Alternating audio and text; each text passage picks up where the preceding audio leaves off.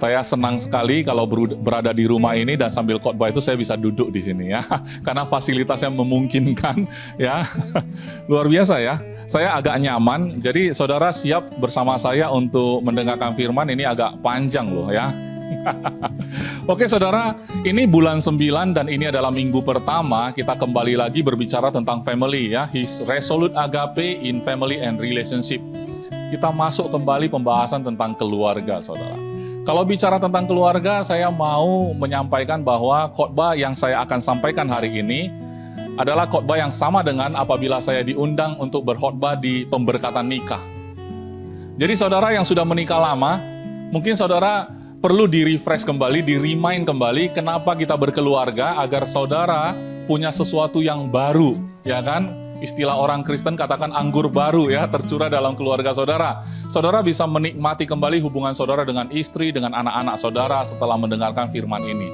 Bagi saudara yang baru saja menikah, tapi mungkin saudara belum mendapatkan penjelasan yang cukup mendalam, mendetail secara Alkitab, sebenarnya keluarga itu seperti apa sih? Nah, saudara mendengarkan hari ini sangat sesuai sekali. Tapi bagi saudara yang sudah dewasa kemudian belum menikah, saudara sebaiknya berpikir kembali setelah saudara mendengarkan firman Tuhan ini. Supaya pada saat saudara melangkah ke dalam pernikahan nanti, ya saudara bisa menemukan sebenarnya keluarga ini tujuannya apa. Sehingga kita tidak berkeluarga hanya karena ikut-ikutan, karena usia sudah memanggil, bukan panggilan ilahi yang memanggil kita, tapi usia yang memanggil. Kadang-kadang orang tua kita juga turut memaksa ya kan, karena usianya sudah cukup gitu kan. Tapi tanpa kita tahu tujuan kita mengapa kita berkeluarga. Jadi kita mau hindari hal-hal yang tidak perlu ya, karena sia-sia sekali kita menikah hanya karena itu. Nah kemudian bagi saudara yang mungkin masih remaja atau bahkan tidak terpikirkan tentang pernikahan karena masih jauh sekali, mungkin hari ini masih sekolah ya, dalam masa pendidikan, tidak masalah. Saudara sedang berada di dalam sebuah keluarga juga, saudara adalah anak bagi orang tua saudara. Saudara bisa menikmati karena ada ayat-ayat di dalam yang kita akan bagikan hari ini yang membela posisi saudara yang masih sekolah, yang masih menjadi anak-anak. Saudara, ini adalah kabar gembira semua, saudara ya. Jadi hari ini relax saja, ambillah sebuah posisi yang paling tenang, paling relax. Relax itu apa ya? Santai ya. Posisi yang santai, saudara bisa sandar-sandaran. Ini kelebihannya saudara kalau ibadah online ya. Saya tidak tahu posisi saudara seperti apa. Kalau di gereja kan saya bisa melihat ada orang tidak konsentrasi, ada orang main HP ya, saya bisa lihat. Tapi hari ini saudara justru harus lihat HP. Kalau saudara nonton online-nya pakai HP ya, sambil nonton nggak bisa nonton yang lain kan. Nah oke. Nah kalau di dalam Alkitab ya, kita kalau melihat tujuan berkeluarga itu tentu kembali lagi, kita pengulangan kembali. Kita melihat kembali sebenarnya pada waktu Tuhan ciptakan Adam dan Hawa, sebenarnya dia sedang mempersiapkan keluarga. Untuk apa? Kita refresh ya saudara, kita masuk ke Kejadian 1 ayat 27 dan 28. Saya akan bacakan. Maka Allah menciptakan manusia itu menurut gambarnya, menurut gambar Allah diciptakannya dia. Laki-laki dan perempuan diciptakannya mereka. Saya tidak tahu tentang grammar atau tata bahasa, tapi waktu dia katakan bahwa Tuhan menciptakan manusia, ya terjemahannya manusia itu ya Adam gitu ya. Menurut gambarnya Tuhan, menurut gambar Allah diciptakannya dia loh. Dia itu satu orang, dia bukan mereka. Tapi ternyata lanjutannya adalah laki-laki dan perempuan diciptakannya mereka. Saya menangkap ya kan tata bahasa saya yang sederhana. Saya menangkap bahwa Tuhan juga sebenarnya tidak memberi pembedaan antara laki-laki dan perempuan. Karena Adam dan Hawa itu bagi Tuhan itu ya satu gitu loh. Menciptakan dia berarti menciptakan laki-laki dan perempuan. Ayat 28, Allah memberkati mereka, lalu Allah berfirman kepada mereka, beranak cuculah dan bertambah banyak. Ini adalah tujuan awal kenapa Adam dan Hawa diciptakan oleh Tuhan. Supaya mereka itu beranak cucu dan bertambah banyak, penuhi bumi. Tapi sebelum itu saya mau katakan begini, ada hal yang menarik. Allah memberkati mereka. Kata memberkati itu ternyata bukan sebatas saya memberikan sesuatu, ya kan, sebagai berkat untuk kamu terima. Bukan sebatas itu, tapi ada juga yang di dalamnya berarti juga. Nah, di sini saya ada Alkitab yang bisa melihat terjemahan asli ya saudara. Kata berkat itu, memberkati itu barak ya, barak. Tapi kayaknya bukan Barack Obama. Di sana dikatakan juga salah satunya adalah memberi selamat saudara, congratulate ya. Kemudian memberikan pujian juga, praise, salut ya, memberi penghormatan gitu ya. Jadi saudara sebenarnya seperti gini ya saudara, Tuhan menciptakan Adam dan Hawa, kemudian sebelum memberikan satu instruksi untuk apa mereka dicipta, Tuhan terlebih dahulu memberikan selamat kepada mereka saudara. Jadi jangan bingung dengan kata memberkati. Ada istilah dulu saya pernah dengar ya, saya agak kaget waktu dengar ada lagu yang mengatakan diberkatilah engkau Tuhan. Bagaimana cara kita memberkati? Ternyata memberikan pujian itu juga memberkati. Jadi saudara, saya sarankan kalau Anda adalah orang tua, sering-seringlah memberkati anak-anak saudara. Kalau saudara adalah anak-anak, sering-seringlah memberkati orang tua saudara.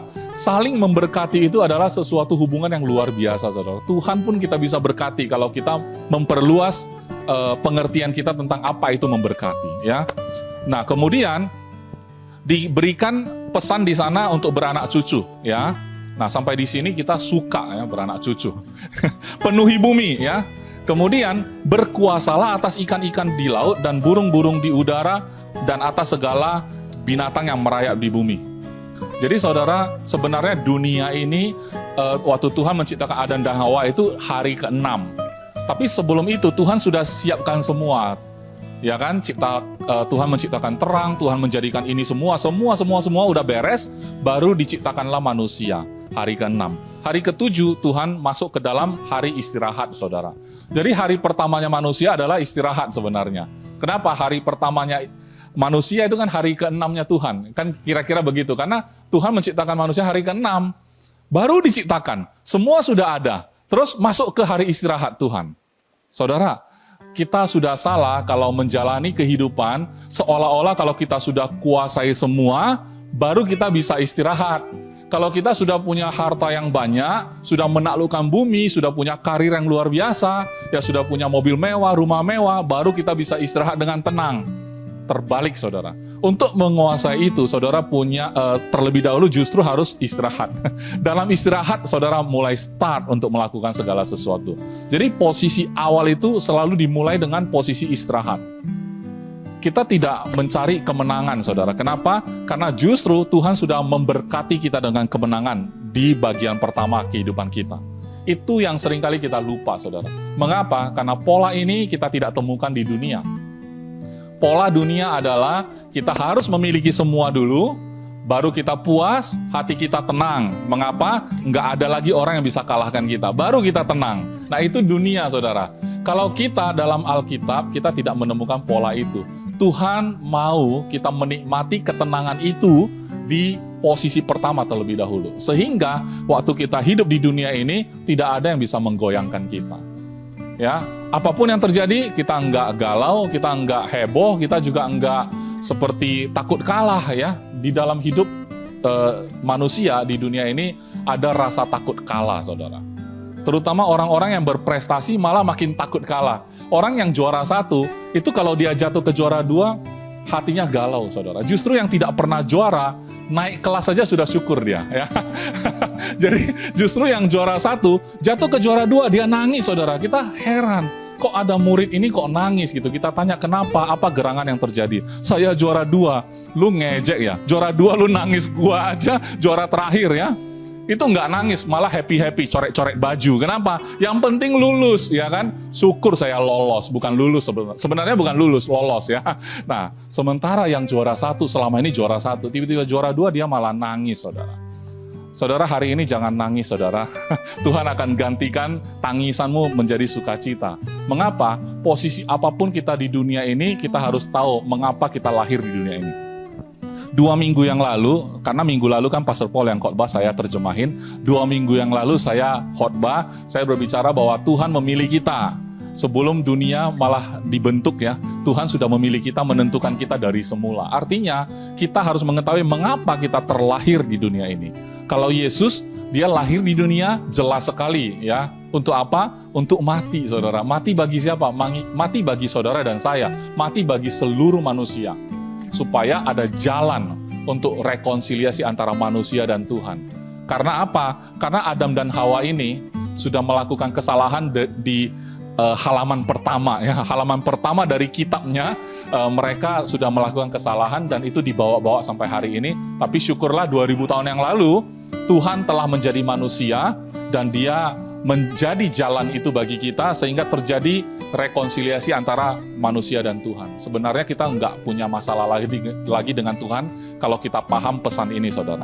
Nah, kejadian 1 ini kalau kita baca ya sampai akhir, kemudian masuk ke kejadian 2, itu seperti mundur sedikit ceritanya. Karena kan Tuhan menciptakan Adam dan Hawa, laki-laki dan perempuan diciptakannya oleh Tuhan kan. Nah, tapi kejadian 2 ayat 21, saudara.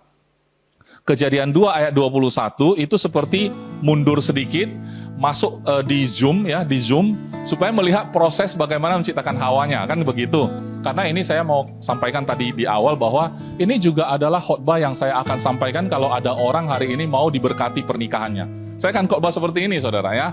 Nah, ayat 21, lalu Tuhan Allah membuat manusia itu tidur nyenyak. Ketika ia tidur, Tuhan Allah mengambil salah satu rusuk daripadanya, lalu menutup tempat itu dengan daging.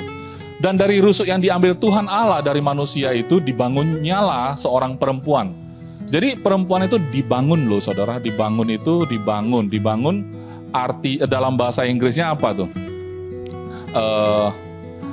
Taken from man, made he a woman ya. Jadi dibangun lah ya, build lah ya. Kalau bahasa aslinya ya, dibangun, benar-benar dibangun. Kalau tukang bangunan membangun rumah saja sudah hati-hati kan gitu ya, tidak sembarangan gitu kan. Ada strukturnya, ada gambar yang jelas, mau rumah yang dibangun itu mau jadi seperti apa, udah ada jelas gitu loh si tukang bangunan, apalagi yang bangun Tuhan sendiri ya. Nah, ayat 23, lalu berkatalah sampai ayat 23 ya. Manusia itu ya, setelah Adam itu sudah melihat Hawa gitu ya, dia bilang, inilah dia, tulang dari tulangku dan daging dari dagingku. Ia akan dinamai perempuan sebab ia diambil dari laki-laki. Kalau baca ayat ini selalu ada joke, saudara. Joke untuk orang Batak ya. Inilah tulang dari tulangku. Opung ya. Berapa kali saya ngomong gitu tetap lucu ya. Saya nggak tahu kenapa. Bukan opung ya, saudara. Tulang dari tulangku. Maksudnya inilah tulang, bahwasanya Hawa ini adalah tulang dari tulang dia gitu loh. Artinya jangan rusak dia. Kalau merusak dia adalah sama dengan merusak saya. Jadi jangan menyinggung istriku. Kenapa? Menyinggung istriku sama dengan menyinggung aku. Kan begitu ya. Tepuk tangan langsung di sini ya, saudara. Di sini hawanya panas. Ternyata karena jaket, saudara ya. Oke. Nah, kemudian ayat 24 ini penting, saudara. Bagi saudara yang mungkin mempersiapkan pernikahan, saudara perlu lihat di sini. Sebab itu seorang laki-laki akan meninggalkan ayahnya dan ibunya dan bersatu dengan istrinya, sehingga keduanya menjadi satu daging. Jadi sebenarnya dimanapun pasangan hidup saudara yang sudah ditentukan Tuhan, mungkin hari ini saudara belum kenal, mungkin saudara hari ini sudah tahu, tapi masih ragu-ragu apakah dia gitu kan. Tapi yang jelas, seorang laki-laki memang akan meninggalkan ayahnya dan ibunya, bersatu dengan istrinya, sehingga keduanya menjadi satu daging. Jadi saudara, di sini waktu pemberkatan pernikahan biasanya hadir di sana kedua mempelai dan kemudian kedua orang tua dari kedua mempelai. Saya sering menyampaikan begini, saudara. Dalam pernikahan, kadang-kadang orang tua itu tidak bisa melepaskan anaknya untuk menjadi orang dewasa, saudara. Karena dia tetap menjadi baby boy, ya. Kenapa? This is my baby boy, still my baby boy. Kenapa? Udah umur 30 pun baby boy, 40 pun baby boy. Kenapa? Karena dari kecil dia merasa dia yang memiliki anak ini. Tapi karena sayangnya, kadang-kadang pada saat dia menikah dengan seorang perempuan, ya tentunya ya, bukan menikah sama laki-laki, anaknya laki-laki menikah sama perempuan, kadang-kadang anak ini bisa sedikit seperti berubah karena dia mengalami adaptasi juga, penyesuaian dengan istrinya. Sehingga orang tua merasa nggak bisa terima, kok anak saya berubah. Akhirnya apa? Akhirnya mereka berkomentar, seringkali terjadi, makanya mertua dan menantu itu kan kasusnya berabad-abad itu, saudara. Semua orang pasti sedikit banyak mengalami masalah menantu dan mertua, saudara ya. Makanya ada lagi joke, katanya Salomo banyak istri, jadi mertuanya banyak itu ya.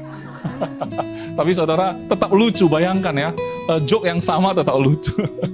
Menantu dan mertua itu masalahnya begini, orang tuanya terlalu sayang dengan anaknya. Sehingga kadang-kadang kalau terjadi penyesuaian, cenderung mereka menyalahkan pasangan dari anaknya, baik itu pihak laki-laki maupun perempuan. Anak saya baik sebenarnya, sejak menikah sama dia lah, sejak kenal sama dia lah, ya kan, dia tidak taat lagi sama aku, pada akulah orang tuanya sebenarnya. Apakah ada mantan anak? Kan nggak ada kan, tapi ada mantan istri loh. Nah itu loh, jadi itulah pattern-pattern atau pola-pola yang ada di dunia ini membuat kita mendengarnya dan kita merasa setuju. Betul juga ya, kalau orang tua dan anak kan sepanjang hidup sudah nggak bisa ada X-nya. Tapi kalau suami istri bisa ada X, ya pacaran apalagi ada X-nya kan gitu kan. Nah jadi apa hubungan suami istri ini? Kalau saya sampaikan kepada orang tua dari mempelai, saya bilang kalau kamu benar-benar mengasihi, menyayangi, mencintai anakmu, maka kamu harusnya mencintai pasangannya. Mengapa? Karena kalau kamu tidak mencintai pasangannya, kamu seperti kamu tidak sayang sama istrinya, kamu sama dengan tidak sayang sama anakmu. Kenapa? Karena mereka menyatu, saudara. Karena mereka sudah menjadi satu. Kalau saudara tidak bisa menyayangi istrinya, saudara sama dengan tidak menyayangi anakmu. Kenapa? Tindakan Anda itu bisa menyulitkan anakmu sendiri. Ya, overprotectivemu itu bisa mengakibatkan, karena terlalu melindungi anakmu itu membuat anakmu justru menjadi sulit. Mengapa? Karena mereka sudah berkeluarga, mereka sudah menjadi satu. Izinkan mereka untuk mengambil tanggung jawab itu. Berkati saja mereka. Berkati saja mereka, ucapkan selamat karena mereka sudah menjadi orang dewasa, mereka menempuh hidup yang baru. Izinkan mereka mulai, karena suatu hari mereka akan punya anak, saudara. Mereka sudah punya tujuan untuk keluarga mereka sendiri. Saudara, dukunglah mereka, ya. Pasti pernikahan mereka lebih indah lagi. Pasti mereka lebih gampang menghormati orang tua. Mengapa? Pada saat seorang mertua mengasihi menantunya, sebenarnya tidak sulit untuk menantu itu juga mengasihi mertua sebenarnya. Tapi karena saling menjaga inilah, sehingga sampai akhirnya kadang-kadang timbul kecurigaan. Ada apa ini? Ada apa ini? Apa maunya ini? Kan begitu. Jadi mertua kadang-kadang baik pun menantunya udah curiga. Menantu baik pun mertuanya udah curiga duluan ya saudara ya. Yang belum menikah, pikirkan baik-baiknya saudara. Saya punya hak ngomong begitu, saya punya anak perempuan dan anak laki-laki. Saya sering bilang begini ya, waktu pemberkatan pernikahan, saya bilang suatu hari saya duduk di bagian mempelai pria sebagai orang tua. Saya suatu hari juga duduk di bagian mempelai wanita sebagai orang tua. Ya, jadi saya ngomong gini, sebenarnya khotbah untuk saya sendiri. Ya, suatu hari anak saya menikah, saya sudah nggak bisa merasa memiliki untuk selamanya. Nggak usah khawatir saudara, dia tetap anakmu, ya, dia tetap mengasihi engkau.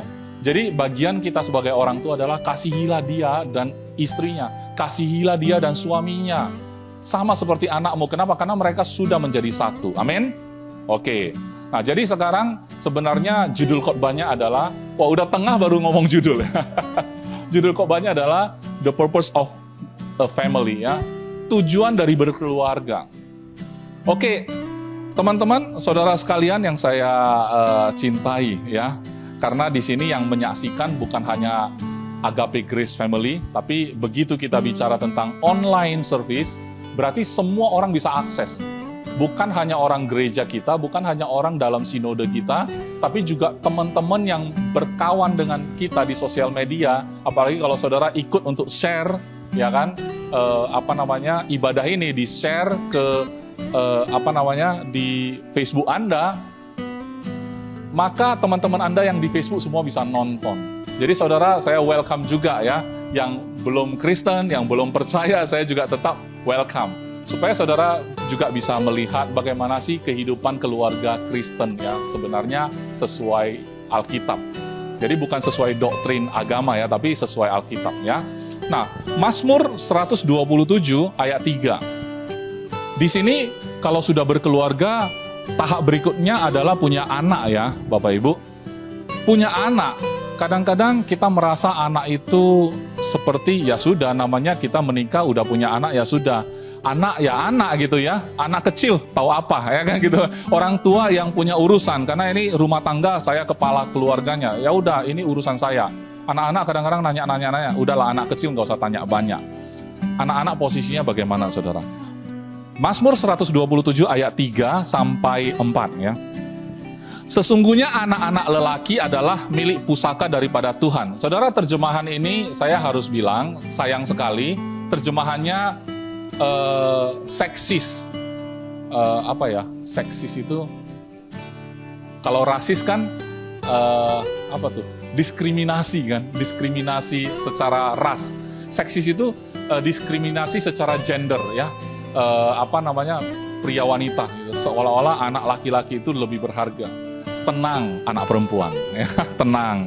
Saya kalau lihat di dalam terjemahan asli children, tidak ada ngomong son ya. Children, anak-anak ya, semua anak-anak, berarti laki-laki dan perempuan, nggak usah khawatir ya. Sesungguhnya anak-anak, laki-laki maupun perempuan adalah milik pusaka daripada Tuhan, dan buah kandungan adalah suatu upah. Ayat 4, seperti anak-anak panah di tangan pahlawan, demikianlah anak-anak pada masa muda. Jadi keluarga adalah tempat seperti kalau anak panah itu kan diluncurkan pakai apa, saudara? Pakai busur ya. Baru bisa dilontarkan anak panah ini menuju ke sasaran, saudara.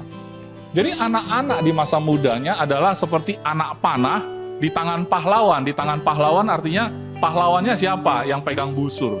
Ya, keluarga. Dalam hal ini busur keluarga. Jadi pahlawannya siapa? Ya, yang rohani bilang Tuhanlah. Oke, Tuhan jadi pahlawannya. Oke, busurnya keluarga dong. Kenapa? Gini, saya nggak mau berdebat tentang bagi pastor pahlawannya siapa gitu kan.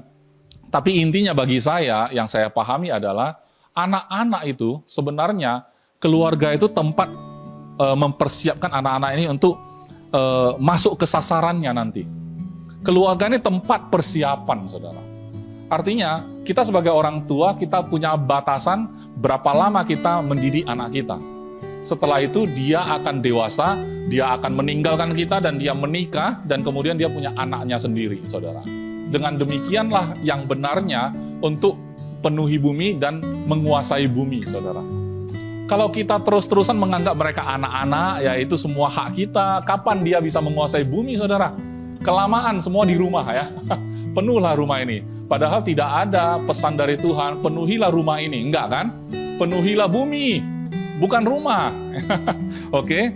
Nah, jadi tempat kita untuk melontarkan atau launching. Kalau produk itu launchingnya kan di pabrik ya, dipersiapkan dulu produknya baru launching di pasaran. Jadi anak-anak itu sebenarnya pabrik mempersiapkannya itu adalah di rumah, di keluarga. Itu sangat penting. Mengapa? Kita lihat yuk di Amsal 1 ya. Kita lihat di Amsal 1 ayat 7 sampai 8 sampai 9 sampai 10. Enggak, sorry. Catatan saya 7 sampai 9 saja. Takut akan Tuhan adalah permulaan pengetahuan, tetapi orang bodoh menghina hikmat dan didikan. Jadi saudara, takut di sini itu ya bukan takut yang gemetar-gemetar, saya takut banget loh, bukan ya. Tapi benar-benar melihat Tuhan itu suatu sosok yang benar-benar paling tinggi, kuasanya paling mentok di atas, sehingga kita nggak berani macam-macam gitu ya. Bukan karena ketakutan nanti dimarahin nggak ya gitu, bukan kayak gitu. Tapi memang respect lah, seperti respect. Kalau kita bisa menaruh hormat yang tinggi pada Tuhan, ya kan, di sanalah kita start punya pengetahuan. Kalau kita nggak pernah melihat ada Tuhan, kita nggak pernah menganggap Dia ada, disitulah awalnya kebodohan. Kenapa? Karena suatu hari saudara akan berakhir dengan kekuatan saudara. Pada saat saudara berakhir dengan kekuatan, pada saat itu baru saudara bilang, ternyata Tuhan itu ada, gitu kan. Itu kebodohan. Kenapa? Udah lewat waktunya, ya, sudah menjelang ajal, baru saudara bilang, oh ternyata Tuhan ada gitu kan. Tapi kalau dari awal saudara mengaku sebenarnya Tuhan ada. Kalau Dia itu punya kuasa yang paling tinggi. Dan saya walaupun saya mampu segala macam, tapi saya tetap bergantung sama Dia. Di situ saudara mulai pintar. Ya, menurut ayat ini saudara ya. Nah, tapi orang bodoh menghina hikmat dan didikan. Wisdom and instruction. Jadi orang bodoh itu despise, menghina wisdom and instruction. Jadi hikmat dan didikan itu mereka anggap bodoh. Apaan sih? Masa Tuhan suruh kita baca firman, apaan itu? Kan gitu ya. Baca Facebook aja lah. Lebih gampang paham gitu loh. Ya. Nah kemudian, soalnya baca Alkitab kurang bisa paham. Kalau kayak hari ini kan baca Alkitab gampang paham karena ada yang kasih tahu ya kan. Kira-kira ini loh artinya gitu loh. Tapi besok-besok ayat yang sama kok pemahamannya beda lagi ya. Ya itulah luar biasanya gitu ya. Tapi kalau yang ada di wall kita ya orang-orang ngomong tentang sesuatu yang lagi tren gitu kan. Nanti udah berakhir udah selesai. Jadi COVID-19 kalau udah beres kita paling tinggal memori aja ya. Tinggal memori. Nanti udah selesai kan. Nanti putar aja rekaman ini kembali, kalau sudah ada vaksin segala macam, ya mungkin sayang sekali ada yang menjadi korban dari COVID-19. Tapi kalau sudah lewat nanti udah 5 tahun, 6 tahun sudah nggak ada. COVID-19 itu udah nggak ada karena sudah divaksin semua, sudah diantisipasi. Maka mungkin kita berpikir, kemarin dulu itu tahun 2020, papa mama nggak bisa kemana-mana, di rumah aja.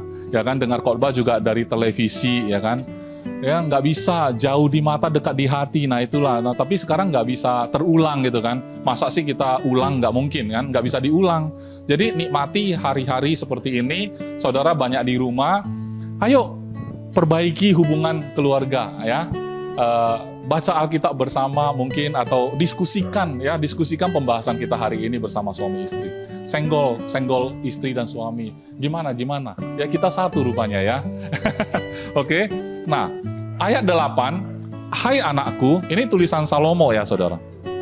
Hai anakku, dengarkanlah didikan ayahmu, dan jangan menyia-nyiakan ajaran ibumu. Nah, kalau King James Version katanya, my son, hear the instruction of your father, thy father. Kan kalau bahasa King James kan, thy father ya. Anakku, dengarlah instruksi dari papamu. Jadi ayah itu posisinya memberikan instruksi, saudara. Ya kan, didikan kalau terjemahan bahasa Indonesia. Didikan, ternyata saudara, instruksi itu adalah kalau bahasa aslinya gitu, bahasa asli ya. Oke, saya cari instruction. Bahasa aslinya musar ya. Di sana dikatakan ada chastisement. Saya tadi tanya Pastor Daniel, apa itu? Ya itulah kayak anak kecil kan. Lu berani nggak lu gitu kan? Pakai rotan mungkin ya kan, hajar gitu ya. Oke. Jadi katanya dengarkanlah didikan ayahmu ya. Dengarkan hajaran ayahmu. Kan begitu kan? Ada juga tentang cek ya. Ternyata bagian dari orang tua yang terutama ayah ya. Ayah itu melakukan cek. Jadi salah satu didikan ayah adalah melakukan check and recheck anaknya. Jangan-jangan sudah melenceng gitu kan, tapi ini anak ya, anak kecil ya. Dia belum jadi orang tua, jadi dia masih di bawah asuhan kita. Kita perlu cek dia, kemudian ada correction, ada koreksi, ada disiplin. Ya kan, disiplin itu mengandung semacam mungkin, ya kamu hari ini kalau seperti ini, kamu berdiri di sana. Coba renungkan apa yang kamu lakukan. Seperti itu, bagian dari disiplin mungkin. Tapi ini bergantung kepada kultur budaya kita lagi ya. Nanti saya bahas itu deh. Nah, ada doktrin juga, berarti memberi pengajaran. Ya. Kemudian ada instruksi, memberikan arahan kepada anak-anak kita, saudara. Tapi yang terakhir juga ada rebuke. Rebuke itu artinya menegur ya, saudara. Artinya itulah peran dari ayah dalam keluarga. Ayah itu memberikan didikan seperti itu, saudara. Kalau ayah tidak melakukan peran dia, tidak heran ketika anak-anak setelah dewasa, dia nggak tahu bahwa itu nggak baik. Dia nggak tahu juga bahwa itu tidak boleh. Dia juga nggak tahu bahwa itu tidak pantas. Kenapa? Karena kalau ayah tidak mendidik, dia akan dididik oleh tanda petik ayah-ayah di luar. Kalau di dalam keluarga, di dalam rumah kita sendiri, tidak tersedia didikan ayah, maka ayah-ayah lain, banyak orang di luar sana pengen jadi ayah, saudara, ya. Dan dia menganggap dia pintar banget, dan anak kita dididik sama mereka, saudara.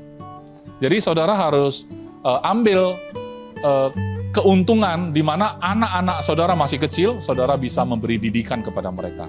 Tapi, dan jangan menyia-nyiakan ajaran ibumu. And forsake not the law of thy mother, katanya. The law itu ya hukum Taurat. Saudara, ibu memberikan hukum Taurat kepada anaknya, saudara. Orang yang mungkin setelah saya under grace, saya tidak percaya law, ya, saya tidak mempraktekkan law, kemudian ini nggak sah, ini kan perjanjian lama, pastor, ya. Saudara jangan seperti itu dulu, ya. Itu namanya apatis, ketakutan sendiri, kan gitu kan. Tapi benar terjemahannya memang ibu, ya, ibu, ya, memberikan hukum Taurat, saudara. Hukum Taurat, ya, kalau kamu melakukan ini, kamu dapat ini. Kamu melakukan, jangan membunuh, jangan berzina. Saudara, kenapa harus alergi dengar hukum Taurat? Itu sesuatu yang bagus loh, hukum Taurat. Jangan ada padamu Allah lain di hadapanku. Begitu kan? Hukum Taurat keempat, saudara yang menjadi orang tua pasti senang. Hormatilah ayah ibumu supaya lanjut umurmu. Nah, saudara nggak mau kalau anak saudara mempraktekkan hukum Taurat, khususnya perintah keempat. Ya kan, giliran yang menguntungkan mau, ya. Tapi giliran kita yang disuruh praktekin, saya nggak mampu. Enggak, saya nggak di bawah Taurat gitu ya. Tapi saudara, didikan dan hukum Taurat. Didikan ayah, hukum Taurat dari ibu, itu peran ayah dan peran ibu, dua-duanya itu sama pentingnya, saudara, ya. Cuman ada satu poin tentang hukum Taurat, nanti saya jelasin. Maksud saya, mendidik sebagai ayah, memberikan hukum Taurat sebagai ibu, kadang-kadang kita sangat relatif, ya.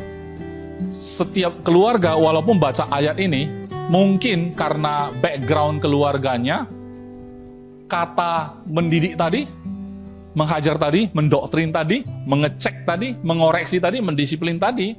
Oh, ada yang ngeri, saudara. Kenapa? Karena dia dididik dari ayahnya lagi, opungnya. Oh, itu keras sekali, saudara. Bagi dia, ya kan, dia harus seperti itu. Kenapa? Karena didikan dialah, maka aku seperti ini hari ini. Saya sukses. Berarti saya harus didik anak saya seperti itu, supaya dia sukses seperti saya. Saudara, kalau dia sukses seperti Anda, apakah Anda bahagia? Kalau saya nggak bahagia, harusnya dia lebih sukses dari Anda. Ya, berarti kalau mau lebih sukses dari Anda, berarti harus diubah dong caranya. Berarti bukan seperti itu. Apa yang kita dilakukan oleh ayah kita, bisa saja itu nggak tepat, saudara. Kita harus menaruh satu sisi seperti itu. Apalagi yang tidak ada ayah di atasnya. Dia nggak dapat gambaran, bagaimana dia mengajar ke bawah, ke anaknya. Ya, apa yang dia lihat saja, teman-teman dia mungkin tulangnya, pengganti orang tua di sana, ya kan, di mana itu bukan orang tua kandung, tapi memang ada hubungan darah memang, tapi ya pasti berbeda, ya saudara, ya. Kemudian ada juga budaya, mungkin cara mendidik anak di Eropa dengan di Indonesia beda lagi, saudara. Bagi dia disiplin itu adalah usir dari rumah. Oh, di sana, mungkin di sana, ya, di luar negeri. Di Indonesia usir dari rumah, dia happy, saudara, ya. Yang kena disiplin saudara. Saudara sibuk lagi cari dia kemana. Rupanya diusir itu menyenangkan dia, saudara. Saudara udah miss, kan? Saudara sudah salah dalam hal ini. Kemudian juga pengaruh agama, saudara. Mungkin yang menyaksikan juga agama kita berbeda-beda, kan gitu ya, saudara. Tapi agama juga sedikit banyak memberikan kontribusi tentang bagaimana cara mendidik anak-anak kita loh. Ya kan, karena di dalam agama punya ajarannya lagi. Tapi hari ini saya tidak menjelaskan secara agama sih bagaimana. Kenapa? Karena Yesus pada saat saya terima kan sudah jelas, ya, bukan supaya saya beragama Kristen, tapi supaya hubungan saya dengan Tuhan itu jadi pulih. Jadi pada saat saya melihat Alkitab, saya tidak lagi melihat sebagai sebuah agama. Mengapa? Karena bagi saya hubungan saya dengan Tuhan terpulihkan. Justru kalau melalui ajaran agama-agama yang baik, ya, mensyaratkan saya berbuat baik, itu baik sekali. Tapi saya nggak mampu. Saya butuh juru selamat. Saya butuh Tuhan yang turun tangan menyelamatkan. Jadi itu tidak ada di dalam ajaran agama. Kenapa? Karena agama ya tentu mengajarkan kita berbuat kebaikan supaya kita mencapai satu titik di mana kita disebut sebagai sempurna.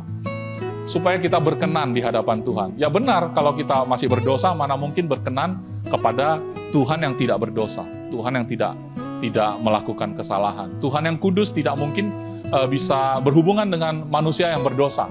Jelas. Oleh sebab itu, Yesus sendiri yang menjadi jalan bagi kita supaya kita menjadi kudus di dalam Dia.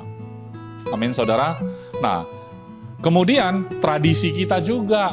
Saudara, saya pernah dengar, zaman dulu katanya orang tua itu kejam sekali, katanya. Mohon maaf bagi saudara yang menyaksikan, mungkin usia sudah tua. Bukan bermaksud begitu, tapi saya pernah dengar, zaman dulu orang tua itu kalau apalagi ayah ya, itu sangar, apalagi yang kumisnya tebal, kemudian serem gitu ya, suaranya berat gitu, kalau bicara berwibawa saudara. Dan dia kalau duduk di meja makan, maksudnya duduk di depan meja makan nggak diduduk, dia duduk di kursi, depannya meja makan. Semua anggota keluarga duduk di sana, kalau dia sebagai kepala keluarga, belum memulai ambil lauknya, belum mulai suapan pertama, kalau anaknya ambil duluan, dia pakai sorot matanya yang tajam, dan anaknya gemetar.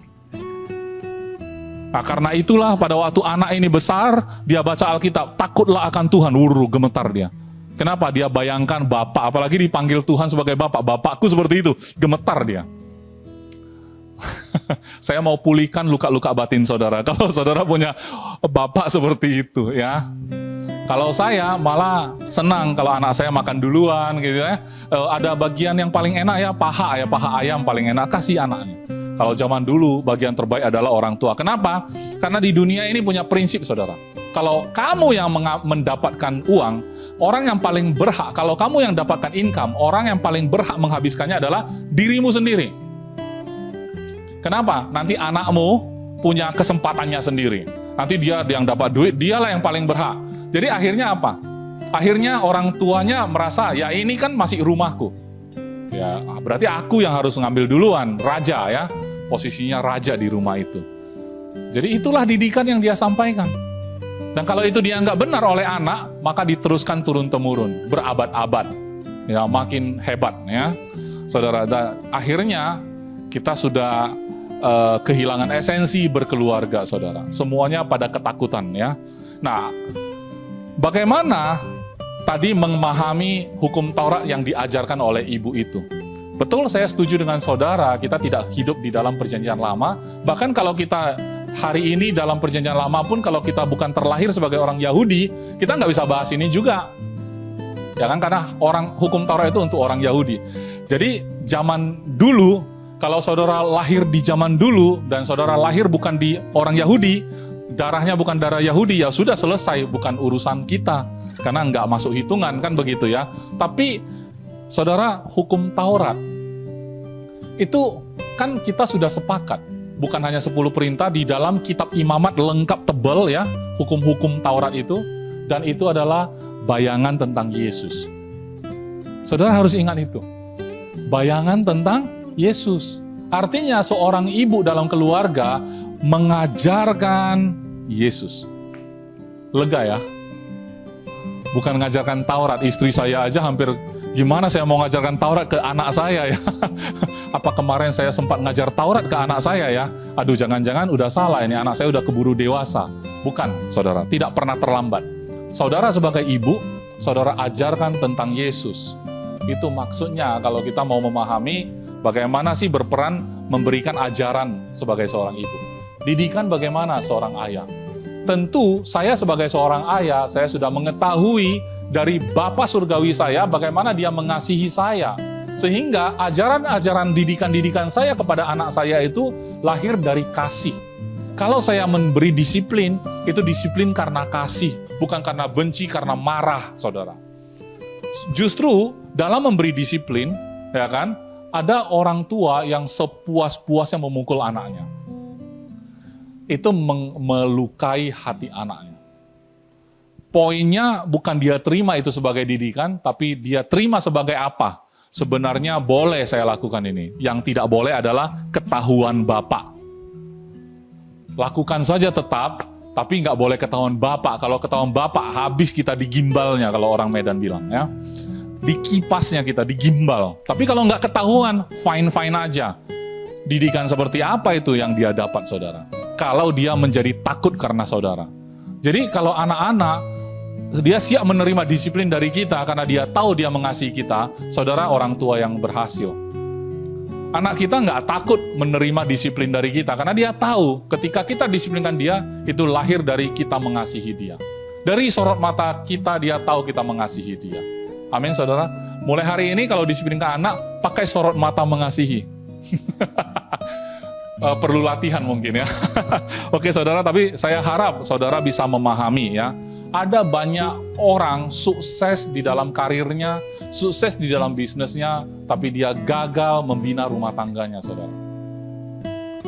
Dia pikir dengan dia sudah sukses, dia berikan semua dengan memberikan kebutuhan mereka. Apa yang kurang? Saya sebagai ayah, sebagai suami, saya sudah melakukan peran saya. Saya sudah melakukan bisnis dan sudah punya profit yang begitu besar. Dapur berasap, apalagi? Ya, istri mau pakai apa, produk apa, saya belikan. Tas branded, beli aja sana, kartu kredit saya kasih. Anak-anak online ya, belajar online, beli laptop, beli, ya apalagi, ya kan? Kurang apa? Guru, ya, kalau belajar online kurang puas, guru, ya kan? Hire lagi ya, sewa guru untuk ngajar di rumah, ya kan? Apalagi yang kurang? Saya sudah melakukan tugas saya. Saudara, mendidik sebagai ayah nggak bisa diwakilkan. Ini adalah kesalahan ayah-ayah. Masa sih? Coba saudara wakilkan menjadi suami. Wakilkan ke orang lain. Nggak bisa, saudara. Waktu ngomong suami, baru diwakilkan, baru saudara paham. Padahal sama, nggak bisa mewakilkan juga peran ayah, saudara. Pakai uang mana, apalagi, ya kan? Jadi banyak orang berpikir, kalau kita kirim anak kita ke sekolah, selesai sudah tugas kita. Selesai sudah tanggung jawab. Kalau udah sampai sekolah, tanggung jawab orang guru lah itu. Itulah kesalahannya. Sehingga pada saat tidak terdidik dengan baik, kita menyalahkan guru. Yang dengar guru pasti senang. Dibela ya gurunya. Ya. Jadi yang benar adalah, memang benar orang tua sebagai ayah pasti punya waktu untuk kerja, mana ada waktu untuk ngajar langsung. Betul. Jadi Anda kolaborasi. Ya kan, mungkin untuk akademis saudara boleh bekerja sama dengan guru di sekolah, guru les boleh. Tapi peran ayah memberi didikan itu nggak bisa diwakilkan, saudara. Ya, pastor, saya nggak punya ayah, sabar, nanti saya cover ya. Ya, tenang aja, ini kabar baik semua. Oke, kita lihat kehidupan Yesus. Saya masuk ke Lukas 2 ayat 39. Lukas 2 ayat 39, ayatnya panjang ya, tapi saya bacanya cepat, tenang aja. Dan setelah selesai semua yang harus dilakukan menurut hukum Tuhan, saudara lihat ya, orang tua Yesus itu membawa Yesus kemana-mana, dan Yesus itu memenuhi semua yang harus dilakukan menurut hukum Taurat loh. Makanya kita puas ya, mengajarkan Taurat kepada anak-anak adalah mengajarkan Yesus kepada mereka. Kembalilah mereka ke kota kediamannya, yaitu kota Nazaret di Galilea. Anak itu bertambah besar, jadi Yesus ini kan anak ya, waktu itu masih kecil ya. Anak itu bertambah besar dan menjadi kuat, penuh hikmat, dan kasih karunia Allah ada padanya. Saudara ingin anak Anda seperti itu? Wow. Ya, makanya kalau anak saudara juga paham siapa mereka dalam Kristus, anak saudara menjadi kuat, penuh hikmat, kasih karunia Allah ada padanya. Amin. Ayat 41. Tiap-tiap tahun orang tua Yesus pergi ke Yerusalem pada hari raya Paskah. Ketika Yesus telah berumur 12 tahun, pergilah mereka ke Yerusalem seperti yang lazim pada hari raya itu. Sehabis hari-hari perayaan itu, ketika mereka berjalan pulang, tinggallah Yesus di Yerusalem tanpa diketahui orang tuanya. Ini Pastor Daniel sering bercanda pakai ayat ini. Dia bilang, masa anaknya ketinggalan sampai 1 hari perjalanan baru sadar. Orang tua macam apa itu? Rupanya ayat 44, karena mereka menyangka, kan ada sebabnya saudara ya, bahwa ia ada di antara orang-orang seperjalanan mereka. Mungkin bayangan saya terlalu rame ya, terlalu rame. Kadang-kadang kita nggak aware karena saking asik ngobrol ya. Saudara, nggak usah salahkan orang tua Yesus ya. Kenapa? Orang kalau lagi sibuk drama Korea, lupa anaknya ada di mana. Ya kan? Kalau lagi asik surfing ya kan, Google, Facebookan, Instagraman ya kan, lupa anaknya udah makan atau belum berhari-hari. Oke.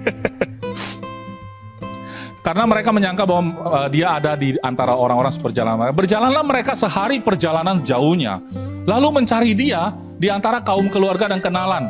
Karena mereka tidak menemukan dia, kembalilah mereka ke Yerusalem sambil terus mencari dia. Sesudah 3 hari, wah 3 hari saudara, mereka menemukan dia dalam bait Allah. Yesus baik sekali. Saudara bayangkan kalau anak saudara nggak pulang tapi ada di gereja, enak nggak? Woi. Kayaknya nggak ada anak kayak gitu. 3 jam aja, Pak, pulang Pak. Makanya saya bilang, pulang, rumah adalah gereja. Ayo, mau apa lu? Dikepung kan? Ya, kalau anak kita minta pulang, terima kasih. Kenapa? Karena rumah saya adalah bait Allah. Ya, anak yang suka pulang dari gereja, pengen cepat pulang, rumah adalah bait Allah. Ya, ia sedang duduk di tengah-tengah alim ulama sambil mendengarkan mereka dan mengajukan pertanyaan-pertanyaan kepada mereka. Dan semua orang yang mendengar dia sangat heran akan kecerdasannya. Saudara, umur Yesus pada saat itu umur 12. Dan orang bisa heran dengan kecerdasan dia, itu luar biasa sekali. Itu hikmatnya mentok banget ya saudara.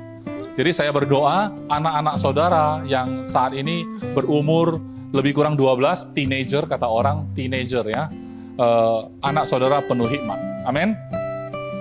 Ketika orang tuanya melihat dia, tercengang. Oke, tercenganglah mereka, lalu kata ibunya kepadanya, "Nak, mengapakah engkau berbuat demikian terhadap kami?" Padahal harusnya Yesus yang bilang, "Mak, kok kau tinggalkan aku? Bapakmu dan aku dengan cemas mencari engkau. Aku di sini aja dari awal, kamu yang pergi duluan." Kan begitu ya. Miskomunikasi ya. Ayat 49, jawabnya kepada mereka, "Mengapa kamu mencari aku? Tidakkah kamu tahu bahwa aku harus berada di dalam rumah Bapakku?" Saudara, kalau dalam tradisi orang Timur, ini kurang ajar ngomongnya kok kamu-kamu. Ya kan? Masa Yesus sebagai anak umur 12 bilang, "Kamu mencari aku. Tidakkah kamu tahu?" Gitu kan. Itu kan masalah bahasa, saudara. Makanya saya bilang, setiap bahasa, tradisi, lingkungan, family background itu punya caranya sendiri. Itu bukan bermaksud untuk tidak sopan, tapi kalau bagi kita udah panggil nama aja udah nggak sopan ya. Ya kan? Istri saya panggil mamanya panggil nama loh. Tapi mamanya senang-senang aja. Kenapa? Mamanya merasa muda ya. Tapi kalau sebagian orang mungkin tradisi dari kelompok lain mungkin merasa kurang ajar nih kan gitu ya. Tapi itu kedekatan. Kita mau apa? Makanya nggak bisa kita nilai kan saudara ya. Oke, ayat 20 tapi istri saya panggil saya nama juga sih. Kadang-kadang dia panggil dear ya, dear. Sampai di mana saya? 49 ya. Oke, tidak tahukah kamu bahwa aku harus berada di dalam rumah Bapakku? Ayat 50, tetapi mereka tidak mengerti apa yang dikatakannya kepada mereka. Ya, lalu ia pulang bersama-sama mereka ke Nazaret. Ini penting ya. Dan ia tetap hidup dalam asuhan mereka. Dan ibunya menyimpan semua perkara itu dalam hatinya. Dan Yesus makin bertambah besar dan bertambah hikmatnya dan besarnya. Dan makin dikasihi oleh Allah dan manusia. Saudara, Yesus pun di dalam asuhan orang tua, sampai harinya tiba, dia launching. Umur 30 dia launch, masuk ke dalam pelayanan, 3,5 tahun perfect. 30 tahun bersama keluarga. 3,5 tahun lakukan panggilan dalam hidupnya, selesaikan dengan gilang gemilang, selesai, perfect. Saudara kalau mau punya anak yang melakukan panggilan dalam hidup anak itu dengan sempurna, saudara punya hak istimewa untuk menjadi orang tua baginya, maka asuhlah mereka dengan baik. Amin saudara. Yesus memberi teladan bagi kita. Mungkin kita suka sebagai manusia berandai-andai, Yesus kan Tuhan. Walaupun dia jadi manusia, walaupun dia dibatasin dalam kondisi terbatas sebagai manusia, tapi kan dia Tuhan. Kalau tanpa orang tua kan bisa juga. Ya bisa lah, tapi andai. Untung saya bersyukur banget. Yesus walaupun seperti itu, maha kuasa, maha tahu, maha sempurna, tapi dia tetap memberi teladan bagi kita. Sebagai manusia, dia tetap diasuh oleh orang tuanya. Amin, saudara? Nah, sampai selanjutnya saya akan masuk ke penutupan. Ini juga panjang, saudara. Ini ayat untuk pernikahan. Oke, Efesus 5 ayat 22. Jadi biasanya mempelai pria, mempelai wanita, saya sebut namanya ya. Hari ini kita akan baca dari firman Tuhan. Oke, bagaimana istri dan suami terhadap anak-anak nanti juga ya. Hai istri, tunduklah kepada suamimu seperti kepada Tuhan. Wah, ini luar biasa, saudara ya. Kadang-kadang kita berpikir, ya udah sebagai istri kan kepalanya suami ya. Ya sudah, tunduk. Jadi suaminya ambillah ayat ini sebagai mantra. Kalau istrinya sudah mulai sedikit berargumentasi, ya kan? Dear, aku nggak setuju kalau kamu begitu. Ingat, aku adalah kepala, kamu harus tunduk. Seperti kepada Tuhan. Wah, ngeri ya. Ini ayat kan untuk istri, saudara, bukan untuk suami. Jadi jangan pakai itu. Itu mantranya istri untuk dia sendiri. Bukan mantra suami untuk istri. Tengok dulu ini, biar tengok dulu. Buka matamu, lihat ayat ini. Bukan kayak gitu, saudara. Ya, ini ayat memang untuk istri. Bukan hai istri. Nanti ayat untuk suami baru lu baca gitu loh. Jangan baca ayat untuk istri ya. Bacanya ayat untuk suami kalau suami. Kalau yang istri, jangan baca ayat untuk suami. Bacalah ayat untuk istri. Ayat 23, karena suami adalah kepala istri. Sama seperti Kristus adalah kepala gereja. Jemaat itu adalah gereja. Saudara, saya cari kata gereja di Alkitab itu nggak ada, saudara. Search lah kata gereja. Di Alkitab rupanya nggak ada, nol versus found. Nggak ada ya. Ternyata kalau bahasa Inggrisnya church ada. Ternyata di terjemahan bahasa Indonesia jemaat. Ya udah, saya pakai kata gereja aja supaya lebih selaras dengan zaman, lebih kekinian ya, lebih kekinian. Jadi suami adalah kepala istri, sama seperti Kristus adalah kepala gereja. Dialah yang menyelamatkan tubuh. Jadi gereja itu selamat karena Yesus kan. Jadi sebenarnya kalau kita sebagai istri, suami kita itu bisa selamatkan kita. Jadi taat saja, maksudnya tunduk karena Tuhan ya. Karena Yesus, saudara. Bukan karena suaminya hebat, saudara.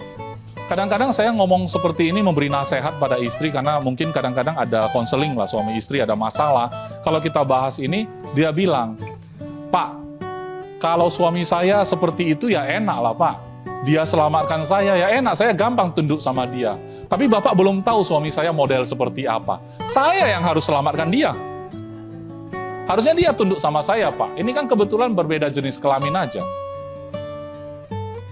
Ya, itu susahnya seperti itu. Makanya, kenapa saya bersyukur ayat ini menggambarkan Kristus kepala gereja, itulah gambar yang kita harus punya dalam berkeluarga. Kalau kita mau membina rumah tangga yang berhasil, kita harus punya gambar Kristus dengan jemaat, dengan gereja. Karena Kristus yang bisa selamatkan tubuh. Ya, jadi tanggung jawab siapa? Tanggung jawab Kristus. Tanggung jawab siapa? Tanggung jawab suami keluarga itu. Keluarga itu tanggung jawabnya suami, saudara. Jadi jangan salahkan istri, saudara ya.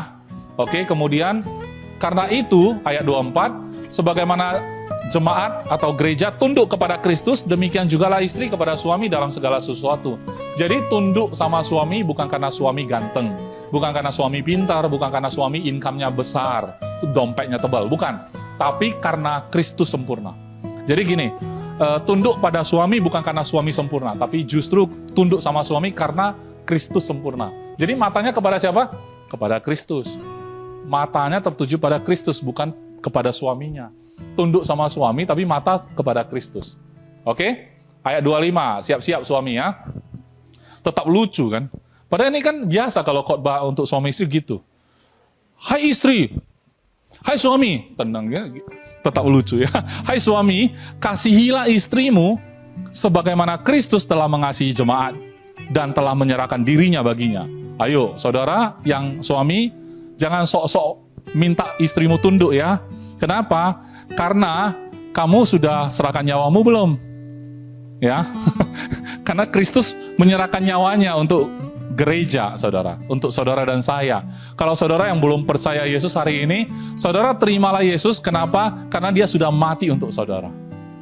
Ya, Dia yang selamatkan saudara dan saya. Oke, nah ayat 26, untuk menguduskannya sesudah ia menyucikannya dengan memandikannya dengan air dan firman, supaya dengan demikian ia menempatkan jemaat di hadapan dirinya dengan cemerlang tanpa cacat atau kerut atau yang serupa itu, tetapi supaya jemaat atau gereja atau saudara dan saya kudus dan tidak bercela. Demikian juga suami harus mengasihi istrinya sama seperti tubuhnya sendiri. Siapa yang mengasihi istrinya, mengasihi dirinya sendiri. Jadi saudara jangan pikir kalau istri saudara tidak happy menikah sama saudara, saudara jangan pikir saudara bisa happy. Ya kan? Itu sebabnya kalau misalnya ada sesuatu yang berkecamuk dalam pikiran istri, ya suami juga nggak tenang sebenarnya. Itu yang benar. Itu yang nggak heran ya. Itu yang wajar. Tapi kalau sampai ada suami yang itu kan urusan lo, nah itu nggak wajar, saudara. Itu yang nggak wajar ya. Itu menikah dan tidak menikah sama aja itu. Ya, seperti orang lain gitu ya, bukan dirinya sendiri. Tapi dalam pernikahan Kristen, dalam pernikahan orang percaya, mengasihi istri sama dengan mengasihi diri sendiri, saudara. Enak ya pernikahan Kristen ya. Makanya terima Yesus. Oke? Sebab tidak pernah orang membenci, ayat 29, sebab tidak pernah orang membenci tubuhnya sendiri, tetapi mengasuhnya dan merawatnya, sama seperti Kristus terhadap jemaat, karena kita adalah anggota tubuhnya. Saudara, tanggung jawab jemaat itu ada di tangan Yesus. Tanggung jawab keluarga ada di tangan seorang suami. Gambarnya tetap Kristus. Saudara bayangkan kehidupan keluarga saudara ditanggung jawabi oleh Yesus. Jadi gini, saudara jangan khawatir, berat dong beban saya jadi seorang suami. Berat sekali karena saya diwajibkan seperti Yesus. Ya jangan khawatir saudara, ini semacam sebuah pelatihan. Mengapa? Karena aspek kehidupan lain pun sama, harus melihat pada Yesus. Cuman hari ini kita spesifik kehidupan keluarga. Tapi waktu kita masuk ke karir, bicara tentang mengatur keuangan, mata kita sama, tetap tertuju pada Yesus. Sebenarnya ini semacam pelatihan aja, cuma satu area di mana kita bisa praktekkan itu. Jadi saudara jangan lihat itu beban, tapi saudara melihat itu sebagai sebuah peluang, hak istimewa untuk saudara. Ya kan? Jadi pernah terjadi diskusi antara saya dengan teman saya, Pastor Hugo, ya. Pastor Hugo menyaksikan ya. Dia bilang seorang pria yang berkeluarga itu mengambil posisi seperti mewakili, seperti perwakilan Yesus terhadap jemaat. Ya, betul, sesuai firman gitu kan. Itu sebabnya lebih bahagia kalau orang tidak menikah, dia tidak perlu seperti tanggung jawab yang besar seperti itu. Rasul Paulus tidak menikah, Yesus tidak menikah. Oke, saudara yang masih lajang, coba pikir ulang. Tapi saudara, itu bukan untuk menakut-nakutin saudara, tapi justru saya mau kasih tahu. Pada saat saudara berkeluarga, saudara punya tanggung jawab. Dan tanggung jawab itu bukan sebuah beban, saudara. Tanggung jawab adalah sebuah keistimewaan di mana kita bisa melakukan, mempraktekkan kasih Tuhan. Bagi saya, jauh lebih indah, jauh lebih gampang saya belajar mengasihi mulai dari istri dan anak-anak. Mustahil saya bisa ngomong saya mengasihi orang di luar. Istri saya aja saya nggak bisa kasihi. Bagi saya justru lebih indah, lebih enak bagi saya mempraktekkan terlebih dahulu mengasihi mulai dari keluarga saya. Keluarga inti. Ya kan, apalagi lihat anak, darah daging saya sendiri. Ya kan, istri katanya juga adalah tubuh sendiri, mengasuh dan merawatnya. Kalau itu pun sudah mustahil, gimana kita bicara agape dengan orang luar, ya kan? Akhirnya semuanya cuman untuk keperluan posting di media sosial. Agape, charity, ya, foto-foto charity kan. Tapi dalamnya siapa yang tahu, saudara ya? Jadi keluarga saudara adalah tempat di mana saudara juga sendiri mempersiapkan diri. Untuk apa? Untuk launching, ya. Anak-anak saudara juga akan launching, ya. Ayat 31, senada dengan di kejadian 1 tadi, kejadian 2 tadi. Sebab itu laki-laki akan meninggalkan ayahnya dan ibunya dan bersatu dengan istrinya, sehingga keduanya menjadi satu daging. Ayat 32, rahasia ini besar. Saudara, ternyata ini adalah rahasia. Pantasan, kalau kita mengetahui sebuah rahasia, saudara, maka itu menjadi tidak rahasia lagi.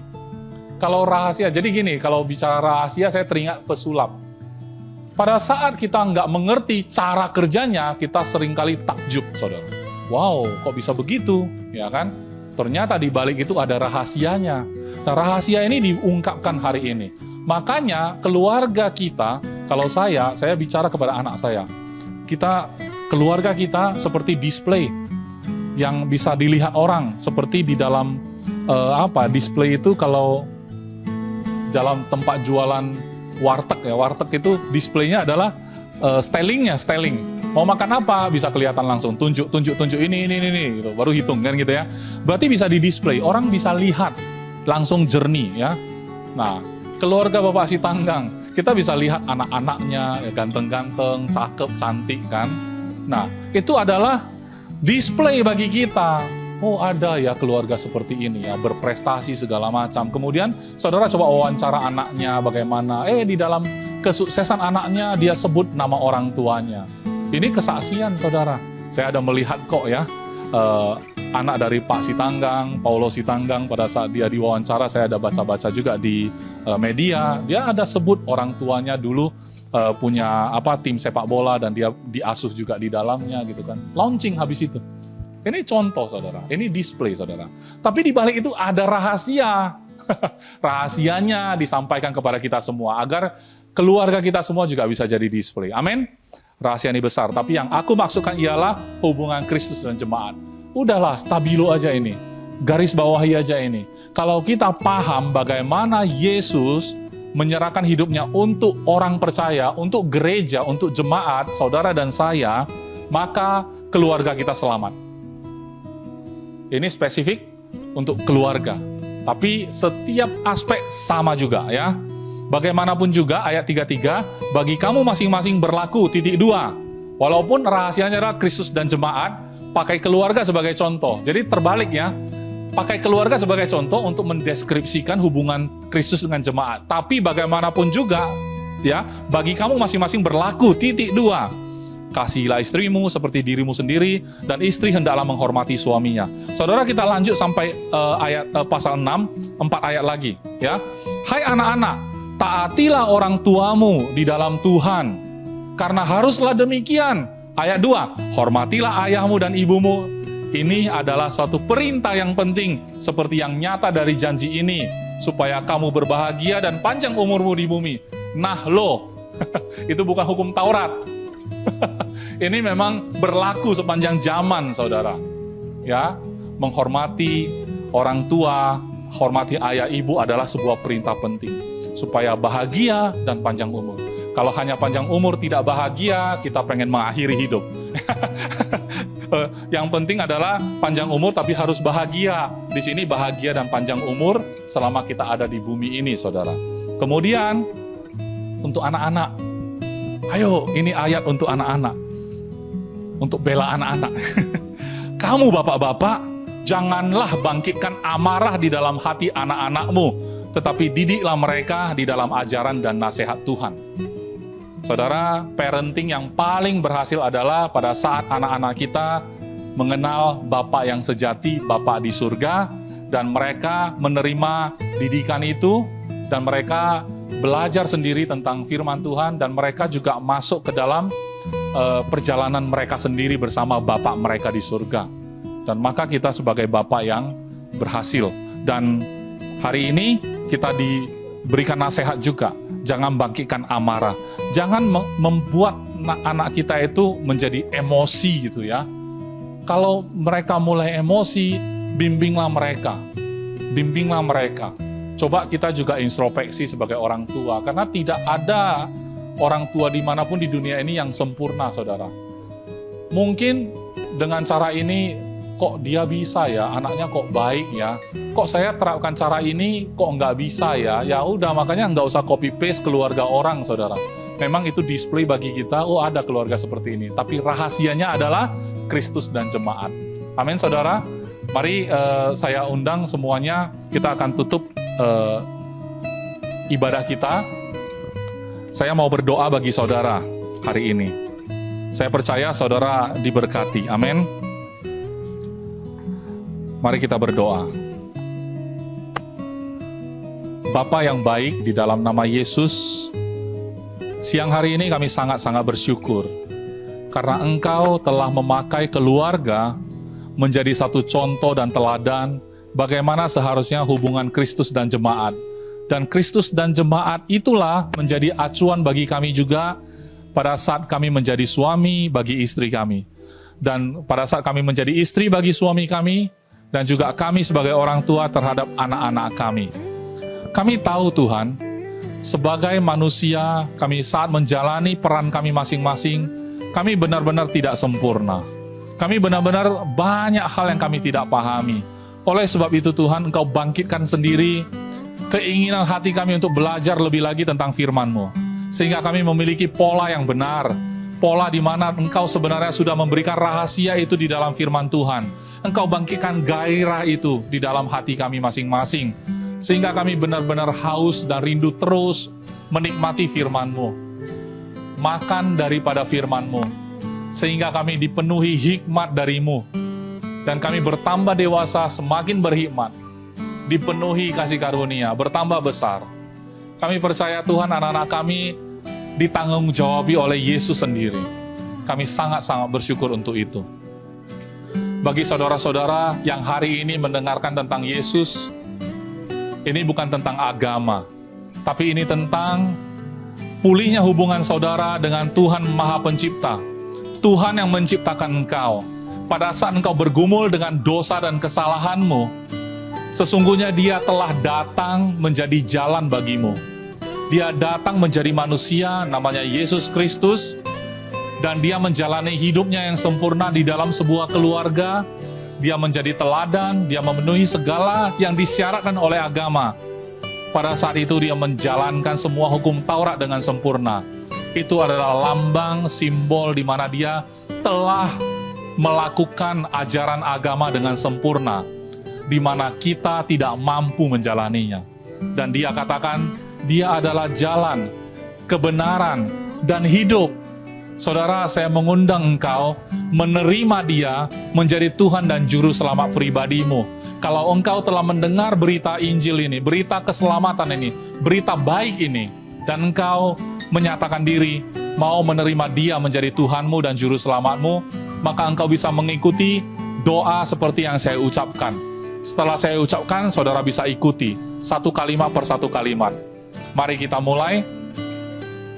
Tuhan Maha Pencipta, Engkau yang menciptakan langit dan bumi, segala isinya dan saya tahu sekarang Engkau telah menyediakan jalan. Engkau telah datang ke dunia, Engkau menjadi Yesus Kristus. Engkau menjalani kehidupan yang sempurna, dan Engkau serahkan nyawamu di atas kayu salib. Engkau mati dan dikuburkan. Pada hari yang ketiga Engkau bangkit. Engkau telah naik ke surga, duduk di sebelah kanan Allah Bapa. Maka hari ini aku menerima Engkau menjadi Tuhan dan Juru Selamat, sekarang sampai selama-lamanya. Aku bersyukur karena Engkau mengizinkan aku memanggil Engkau sebagai Bapa. Dan Roh Kudus, tinggallah terus di dalam hidupku, menuntun hidupku, seumur hidupku, sampai selama-lamanya. Amin. Terima kasih saudara.